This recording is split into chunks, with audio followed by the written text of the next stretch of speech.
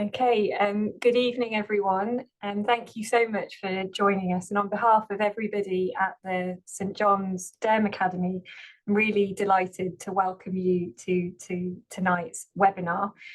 We will be discussing the association between body weight and psoriasis. And tonight's webinar is part of a weeks-long activities, all for Psoriasis Awareness Week.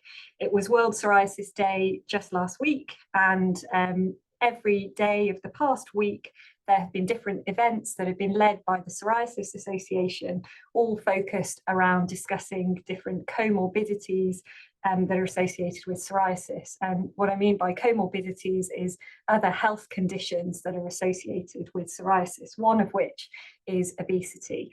And that's what we'll be focusing on this evening. So tonight's webinar will have two expert speakers, and then we will have an open question and answer session at the end.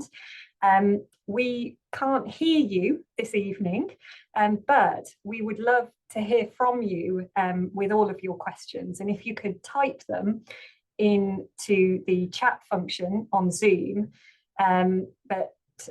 we will be collecting up all of the questions as we go this evening and answering as many questions as we possibly can at the end. At the end of the evening, we will also be sending you a feedback link so you can tell us how you found the webinar this evening. We're delighted to be running tonight's webinar in collaboration with the Psoriasis Association, and we'll be giving you some more information on how to find out more about the Psoriasis Association at the end of the webinar, and there'll also be a link if you wish to make a donation. So without further ado, I'm really delighted to welcome Professor Michael Simpson to give our first talk. So Michael is Professor of Genetics and Head of Department of the Medical and Molecular Genetics here at King's College London. Michael has having a fantastic career understanding the genetic basis of human diseases, including both rare and common diseases, and in particular has an interest in psoriasis. And it's fantastic to have Michael with us today, sharing some recent research that he's been leading on trying to understand how DNA influences the relationship between body weight and psoriasis. So thank you so much, Michael, for joining us today. Thanks, Satvia, and thank you to everyone for organising this and for the opportunity to share the work that we've been doing. I'll just share my slides now.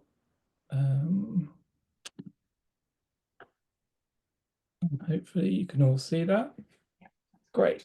So as Satvia said, my research is really focused on understanding why psoriasis occurs, and in particular why some people get psoriasis and others don't, and also why some people get more severe disease symptoms than others do. And really it's a puzzle that's got two main types of pieces. So there's the genetic component, which is the genes that you inherit from your parents, and then environmental risk, which is things like stress, infection, smoking, or as we'll discuss today, body weight.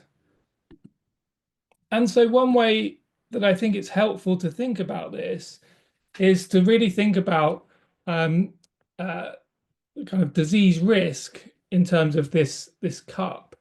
And these risk factors that we've just described, both the genetic risk and the environmental risk, fill up an individual's cup.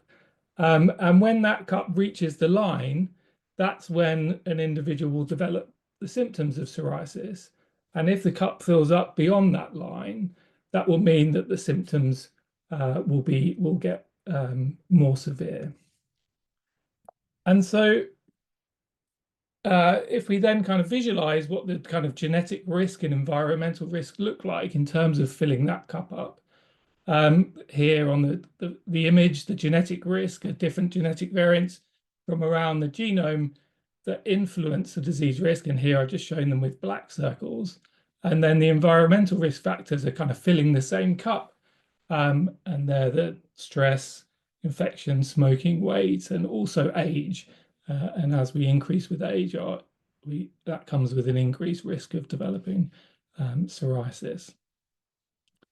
But some of those environmental risk factors are modifiable. So if we look at these two cups here with essentially the same risk, so the same number of genetic risk factors and the same number of environmental risk factors, if we look at the risk on the left with a smoker, they've got a big smoking bubble, a risk bubble associated with smoking. And so if that individual would then stop smoking, the overall level of risk in their cup would drop, and that could lead to their symptoms improving, or potentially, as we see in this particular example, dropping below that threshold and potentially resolving.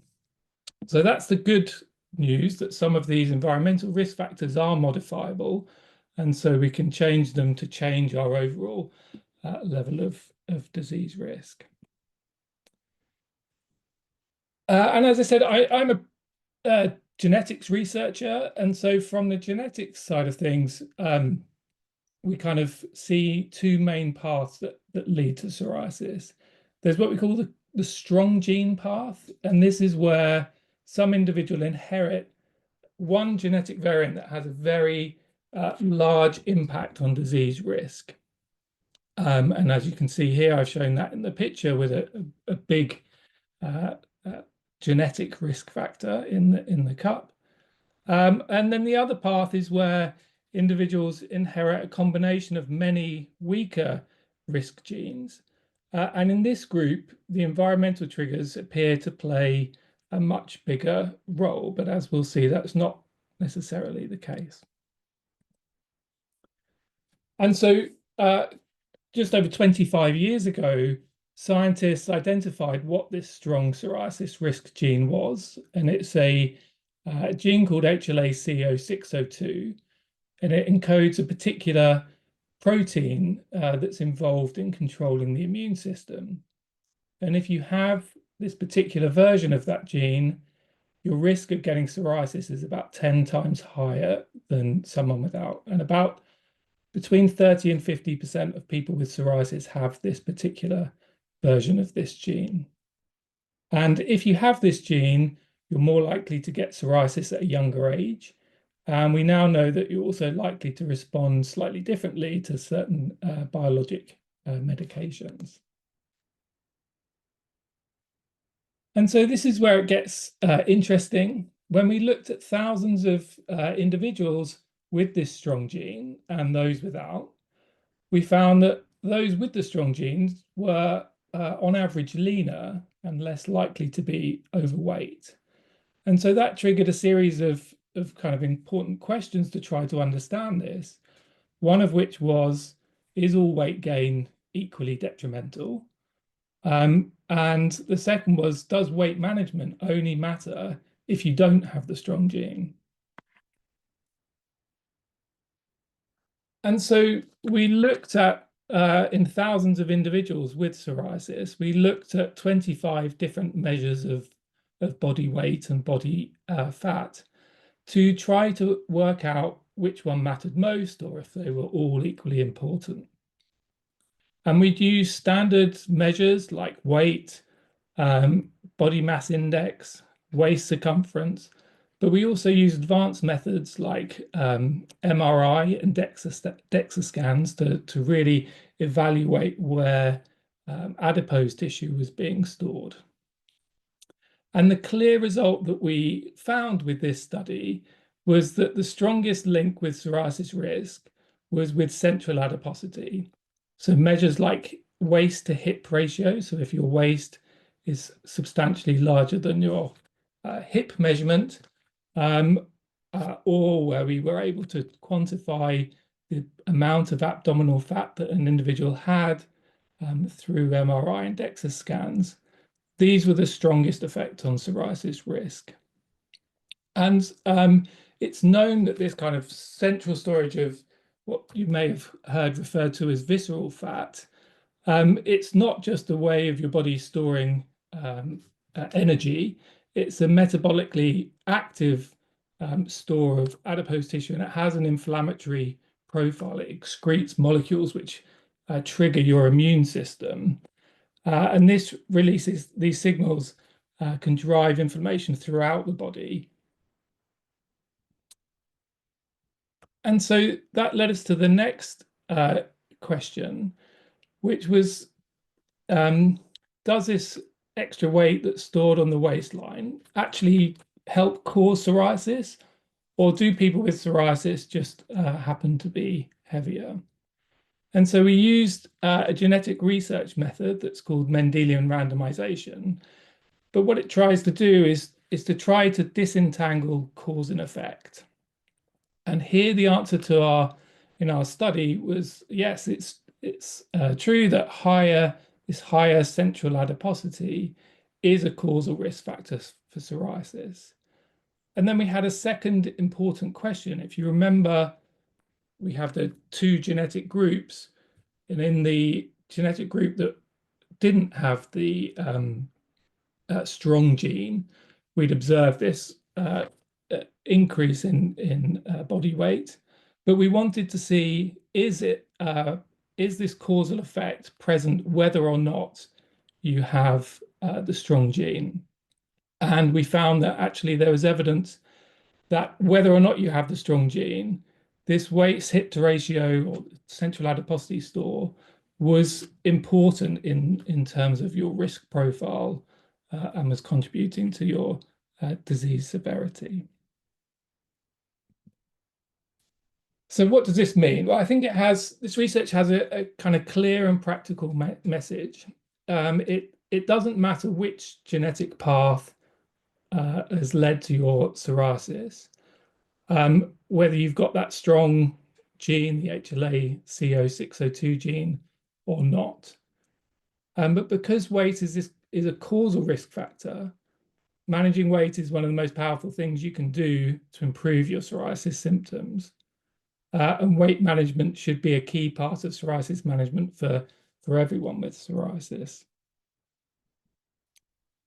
And so in terms of the take-home messages, psoriasis is this mix of genetic risk factors and environmental risk factors.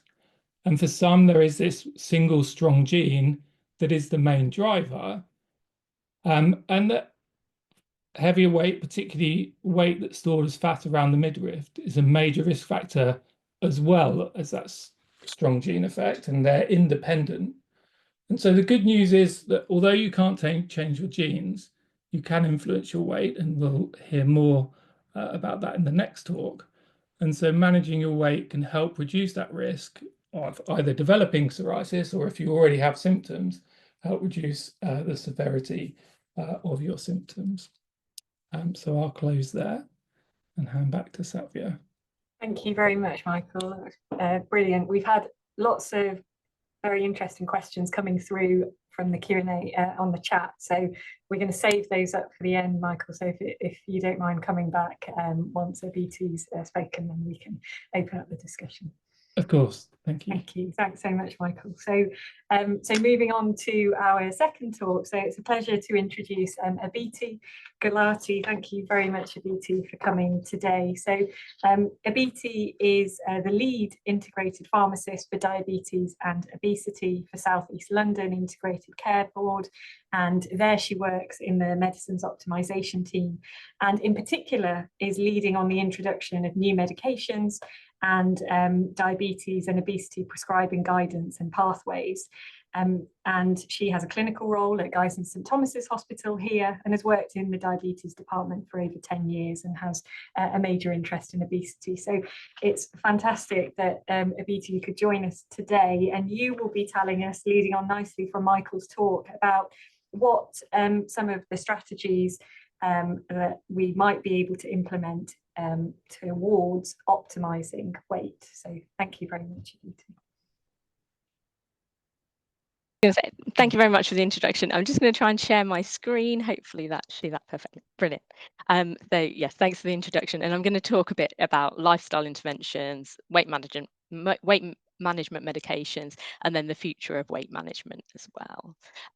So the link between psoriasis and weight. So I'm not going to go into too much. Michael's been over this already, but I'm just going to focus on kind of the definition of obesity, and this is the definition by the World Health Organization. So obesity is a chronic progressive disease, and it's characterized by excess body fat. And they define that by a body mass index of equal to or greater than 30. And I know Michael has talked a little bit about kind of a market, the way we define body weight, but generally it's by body mass index, but we know that there are issues with that. So it leads to adverse metabolic, biomechanical, and psychosocial health consequences. And just to kind of highlight that they do classify this now as a disease.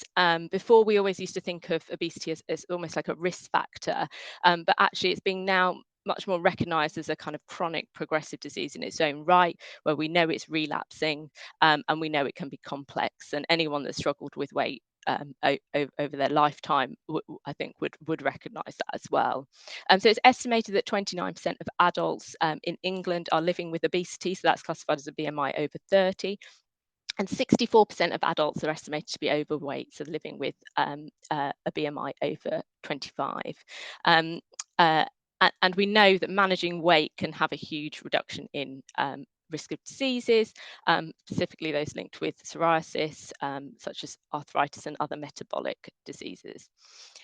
So treatments, what treatments do we actually have available in the NHS? So for a long time, our kind of mainstay treatment has been lifestyle interventions, and we have a number of lifestyle interventions that are available.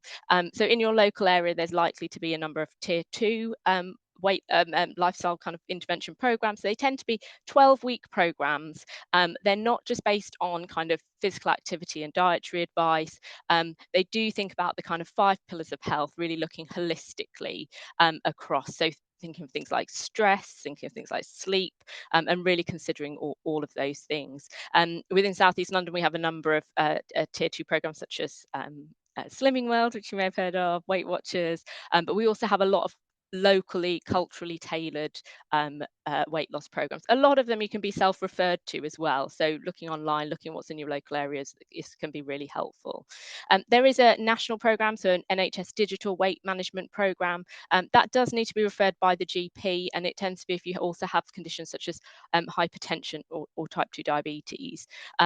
And then we have our kind of tier 3. These are our structured tier 3 programs. They tend to be 1 to 2 year programs, and they are generally group based, but they don't have to be. And we find that group helps as peer support, and that can be really, really useful and beneficial. But it is a structured program, and it consists of and it's delivered by dietitians. It will in our tier 3 sessions delivered by dietitians, physiotherapists, psychologists, and it's overseen by medics as well. And they do offer certain programs for certain people if it would be appropriate for, such as things like total meal replacements, which are very low calorie diets, and then they manage you through that and then get you back onto a normal diet as well, because we know that's not sustainable or shouldn't be. I'm going to talk a bit about weight management medications. I'll go on to do that at later slides. And then obviously at the other end of the spectrum, we have bariatric surgery. So these are available through our tier 4 services. They're very specific in terms of their criteria. And you would be assessed by a medic, a surgeon, and an anaesthetist to see whether any of those surgeries would be appropriate for you, because actually in a number of cases, they may not be. And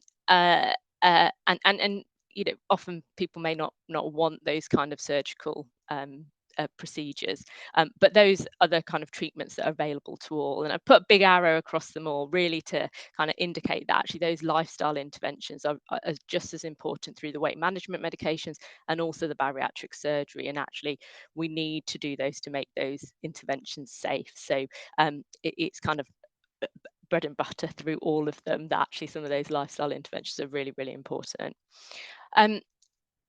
So dietary advice. So I'm sure everyone has seen this kind of eat well plate. It's you can access it through, I've put a website at the bottom there, so the Better Health Lose Weight, which has lots of information about further kind of giving information about this plate. So it's really important that we, you know, plenty of fruit and vegetables.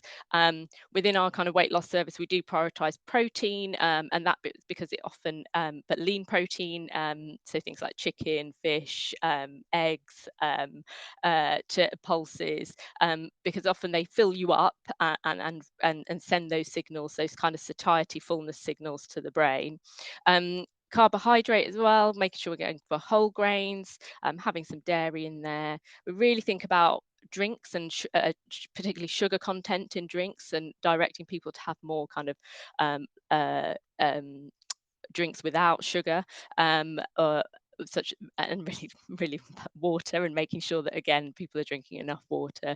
So we recommend kind of 2.5 litres a day, but obviously it depends on your health conditions whether they may be restricted or not. And then again, that also gives you a feeling fullness as well. And then trying to eat less of kind of ultra processed foods, high sugar foods, snacking. But we know that all of these things aren't easy. But and also kind of identifying as well those food packaging labels. So actually, there's a lot of hidden sugars, fats, things that we wouldn't necessarily think of. And then physical activity. So again, I'm going to direct you to the Live Well exercise website. It's really helpful, and actually it has lots of videos on there, lots of exercises for particular groups of people. For example, if you're a wheelchair user, so there's lots of information on there that's really helpful. I think generally people kind of know that actually you should exercise for at least 100, moderate exercise for about 150 minutes a week, but really trying to think that doesn't just have to be going to the gym, sport, running. It's not that. That's kind of your more vigorous, intensive exercise, but being active is really important. And actually one of the things we really focus in our weight management services is also minimizing sedentary time. So actually our lifestyles are very much sitting in front of a computer. Our lifestyles have changed dramatically over the last kind of however long. So kind of being active and making sure we're having those movement breaks, etc. Improving balance is really important, and again actually really building strength. So strength exercises are particularly really important if you're on weight management medications. And then on to weight management medications. So for a long time we have had intensive lifestyle therapy and bariatric surgery at the other end of the scale. And for the first time in the last few years, we've actually now got some weight management medications to kind of bridge that gap between the two. With intensive lifestyle therapy, we're really looking for kind of a clinically significant weight loss of about 5% or more. So when we say 5%, so for example, if you weigh 100 kilos, if you lose 5 kilos, that would be a 5% weight loss. Because we know that even at 5% weight loss, we're really starting to have an effect on those obesity-related health conditions. And actually, even at 3%, we start to have an effect on blood glucose, on cholesterol, on blood pressure. And then we have the kind of other end of the scale of bariatric surgery, where we're kind of seeing really around like 25% weight loss or more. But they are quite, you are undergoing a surgery.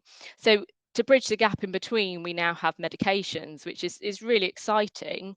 As long as they're done safely. But I'll just kind of go through the medications that we have. And I think it's exciting because for a long time we haven't had anything. We haven't had any medications. And that's because actually over the last kind of, 50 years, we have had quite a few medications come to the market and actually be taken away off the market because of reasons such as cardiac toxicity or psychological issues. So, we have had things come through and then them not necessarily been safe. Whereas the newer medications that are coming through, the GLP-1s, is exciting because actually we've used GLP-1 therapies for like over 15 years in type 2 diabetes. It's just that now the way the GLP-1s are coming through is that they're being manufactured a slightly different way. So the GLP-1 hangs around for a longer period of time, having a greater effect. And that's kind of how they've evolved. So for a long time, we've had Orlistat, actually good weight loss, available through primary care. However, it's not very well tolerated because of side effects. Then back in 2020, we had Saxenda, so that is liraglutide, goes up to a 3 milligram dose. That is a daily injection. And that, again, good weight loss, around 8 to 10%. And then we've had Wegovy in 2023. So that's also known as semaglutide. Some people also know that from the type 2 diabetes preparation, which is Ozempic, but for weight loss, the drug we use is Wegovy. And then we're looking at around 15% weight loss there. So really starting to have an effect on those kind of obesity related health conditions, which is great. And then last year we had Mounjaro, and that is looking at around 20% weight loss. And once we're kind of looking over 15% weight losses, we're really starting to have effect on just general cardiovascular mortality, and things like heart failure. So really having an overall kind of what we call all-cause mortality effect, preventing death.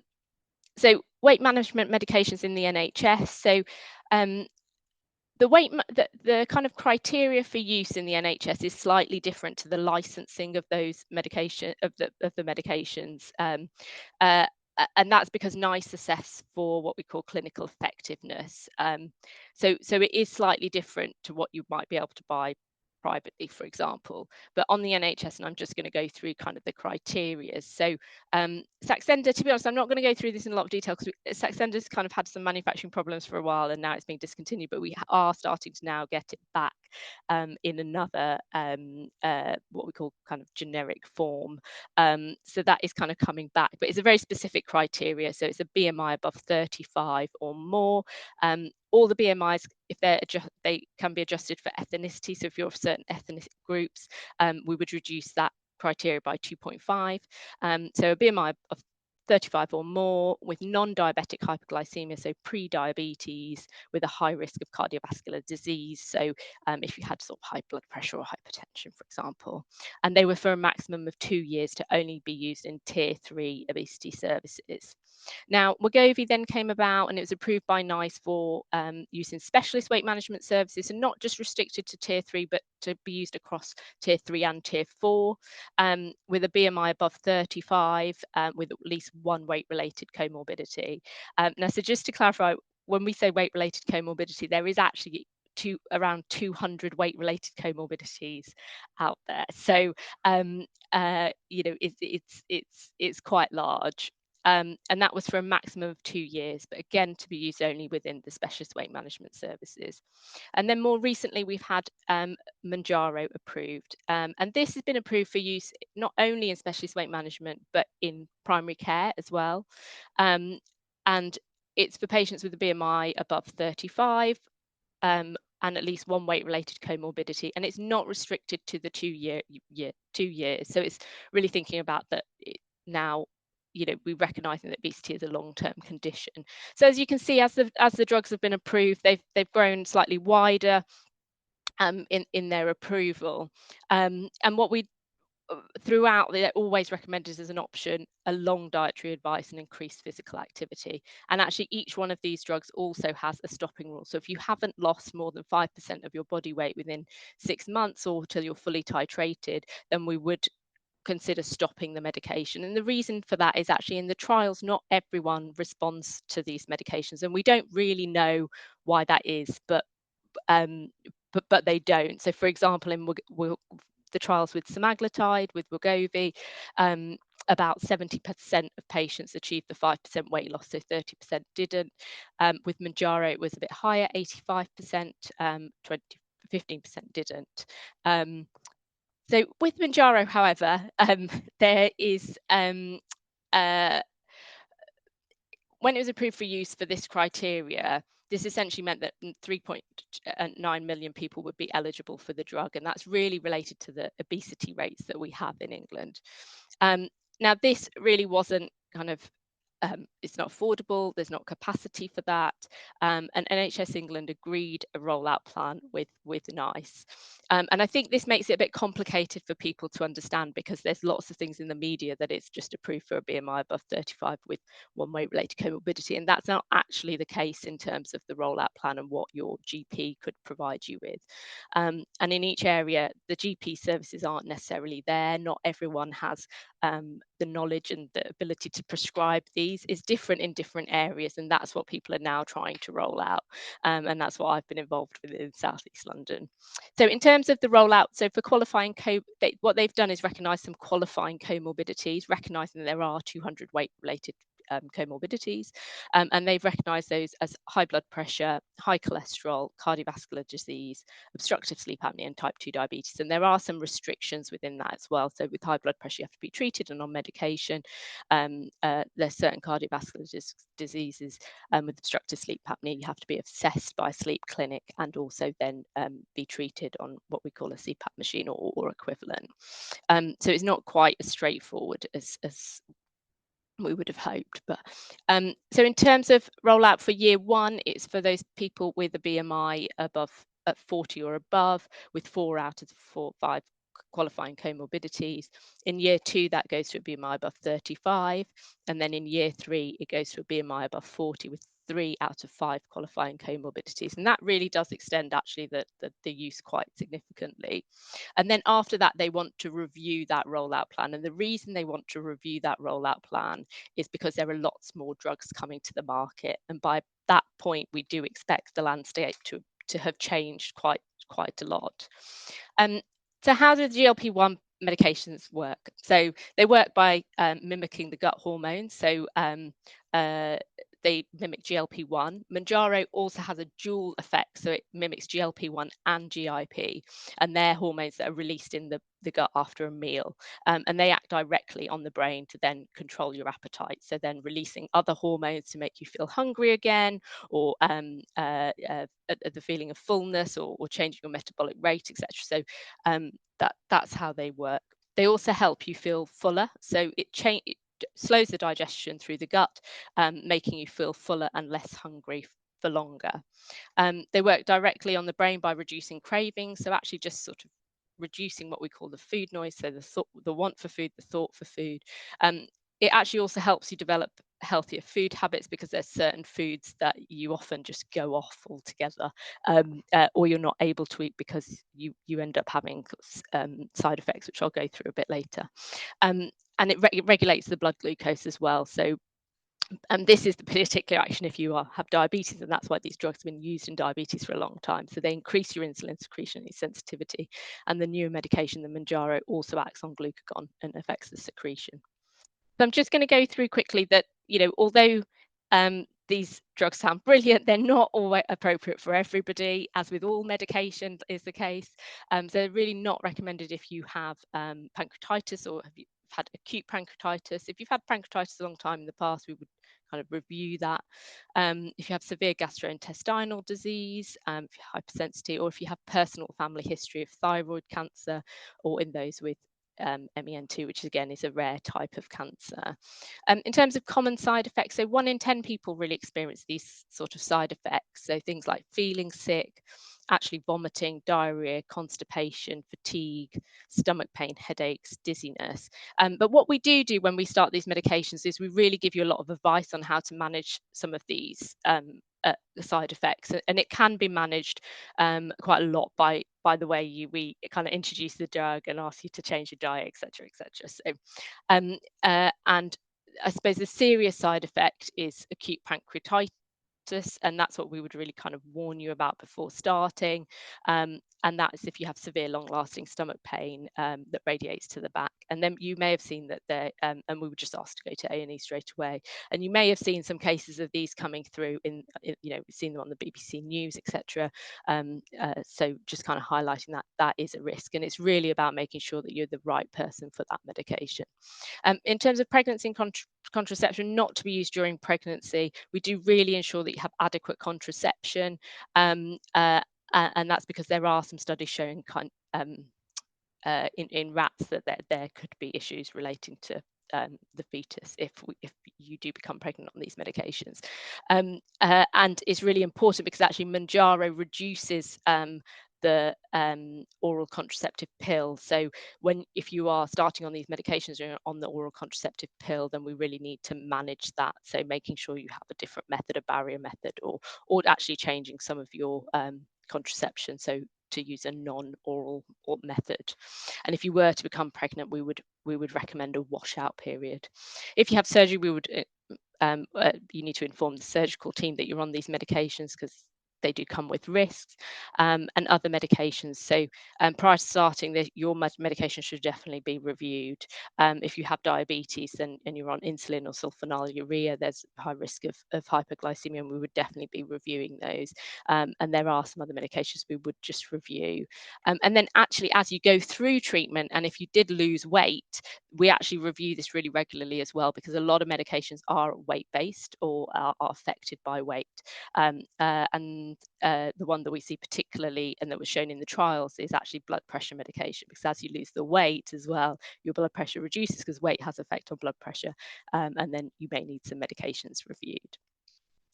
So we know that about 1.6 million people are actually accessing these medications privately. The private market for these medications is huge, and probably much bigger than the NHS prescribing of them, because it takes time to set up services, etc. But we know people are taking them. I have people that come into my weight management service who are already on them. They're already taking them, and what we really ask is just that we ask that people, if they come to appointments or they're seeing a clinician or doctor, that they do tell us what they're taking privately. And that's really to ensure that we just have a full medication history, and that actually you receive the appropriate care. And if you're coming in with a condition, then, actually, is that related to any of your medication that you've started? If you do obtain it privately, then from a non-NHS prescriber, please ensure that it's from an authorised source. We have had lots and lots of things in the news around fake medication and admissions to hospital. We don't know what are in those medications.